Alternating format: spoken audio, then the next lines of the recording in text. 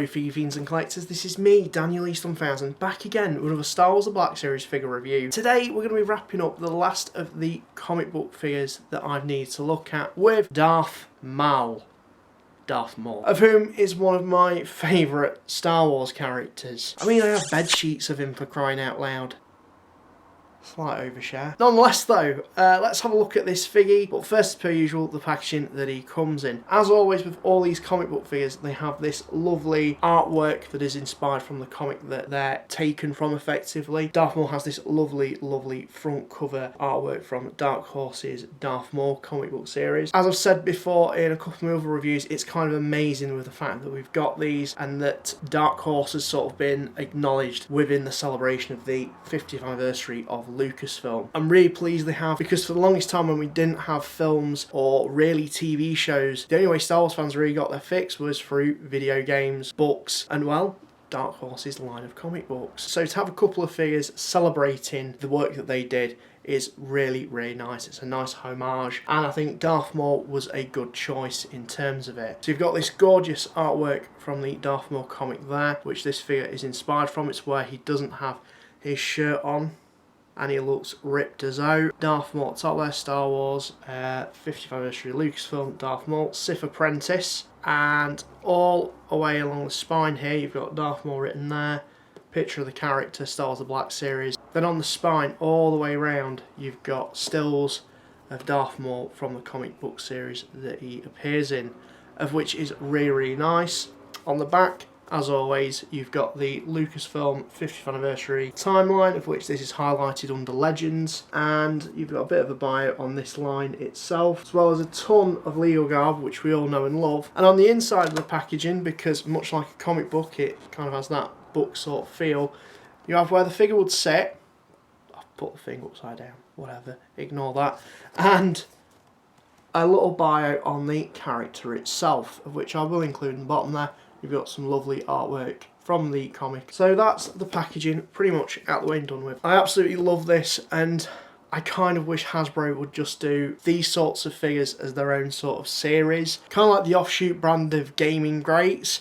I'd love to see comic book heroes or comic book greats within the Star Wars Black Series line of figures, but I'm not sure how likely that's going to be. For now though, in terms of a 50th anniversary celebratory thing, this is pretty cool. So let's take a look at the figure itself, of which, like with all these figures in this wave, as I've mentioned in my previous reviews, they all feature some reuse of parts from pre-existing figures. It's just an easy way for Hasbro to churn some stuff out and, you know, keep things cost effective while giving us new product, because obviously new tooling and things like that costs a lot. So if Hasbro can save some pennies to produce a figure that they can easily produce with pre-existing parts, then me personally, I'm all for it. In terms of this figure, it really does work.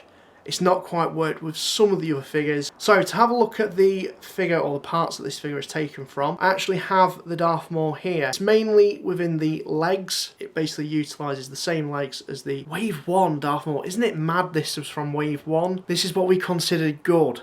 Something quite interesting is the fact that they've used the legs. Nothing else really, so I'm not sure what the body's really taken from. I feel like it's a new sculpt. But yeah, the only real pre-existing parts this is used is the legs, and of course the lightsaber as well. Completely new head sculpt, completely new torso, and actually a new skirt piece, because it does have this little floppy bit here, whereas this one doesn't. It has soft goods. One thing I will also note as well, this Darth Maul figure has quite a splayed out leg stance. No matter how hard you push his legs in, they're quite splayed out, whereas this Darth Maul, while it does utilise the legs, I do feel like they've included a different crotch piece, so his legs aren't quite as splayed out. The difference there, they're kind of splayed out, but not as much as this one. This one has quite a more wider stance. Now in terms of the accessories with this one, it does utilise the same lightsaber, hilt and mould, but they've actually given it a more of a chrome colour, and that's a damn sight better than the original one. Doesn't look as plasticky and cheap, it just has kind of like a hint of, you know, class to it.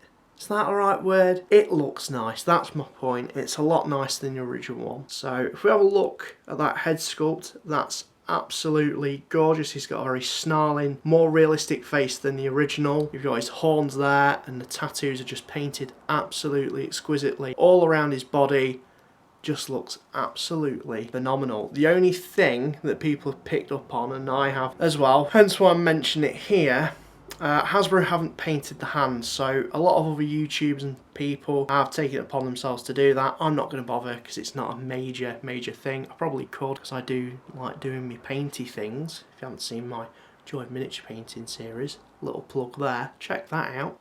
Right, so I'm not going to bother with that. It's fine. It's not a biggie to me. Going back to the accessory, however, it does have the same features as the original. It has a little peg there, which you can pop on to Darth Maul's skirt there. It's got a little peg hole, so you can attach that in there. And you can remove the lightsaber beams if you so wish. They're quite easily done. Yeah, it's just nicely painted. That silver looks great, and the buttons look a lot more distinguished. You can split the lightsaber in half. That was more so a feature because of episode 1 really, and doesn't really fit in with this particular version, but it's cool that you can have him wield one lightsaber if you did so wish, you know, if he's had it cut in half. Pretty great stuff nonetheless. So in terms of his articulation, this is a real step up from the original. He has a ball jointed head, so he can look up and down, but he also has a ball jointed neck, so he can look even further down, even further up if you did so wish. Butterfly joints. I love me butterfly joints, so you can move his arms in and out. Ball jointed shoulders, ball jointed elbows, ball jointed wrists, ball jointed torso, ball jointed hips, double hinged knees, ball jointed ankles with the rocker joints. And that's all the articulation you could really want from this guy. Honestly, I'm split. I'm split between this and Jackson. I'm going to have to go with this is my second favourite because of how long we've been waiting on a Jackson figure in general for. But this is probably my second favourite out of all these comic book figure releases. I think he's absolutely fantastic. The paint application and the sculpting, it feels like a new figure. It's not an entirely new figure, but it feels at least like a new figure, which is great. It builds upon the original. It's Darth Maul. I love him. I don't think all these figures are for everyone. If you are someone who has grown up with the Dark Horse era, such as myself, then yeah, you're probably going to be all over these. With that being said, if you're a fan of a certain character, in this case Darth Maul, you're probably definitely going to want to pick this up because he looks like such a badass with that ripped tattooed bod.